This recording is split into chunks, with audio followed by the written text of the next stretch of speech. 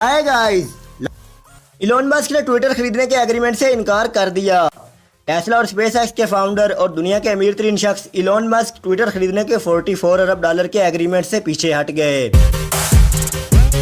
Elon Musk की तरफ से एग्रीमेंट से पीछे हटने की रीज़न बताते हुए कहा गया है कि ट्विटर एडमिनिस्ट्रेशन स्पैम और फेक अकाउंट्स की तादाद के बारे में एग्जैक्ट इन्फॉर्मेशन फराहम करने में नाकाम रही है। इलोन मस्क ने बताया था कि उन्होंने ट्विटर की खरीदारी का एग्रीमेंट टेम्परेरी तौर पर रोक दिया है क्योंकि वे ट्विटर पर फेक और स्पैम अकाउंट्स की एग्जैक्ट तादाद जानना चाहते थे। ट्विटर कंपनी के मुताबिक स्पैम और बूट अकाउंट्स इसके टोटल यूज़र की तादाद का 5% से भी कम है। बट इलोन मस्क का ख्याल है कि ट्विटर यूज़र्स की तादाद का 20% या इससे ज़्यादा स्पैम या बूट अकाउंट्स पर मुश्तमिल हो सकता है।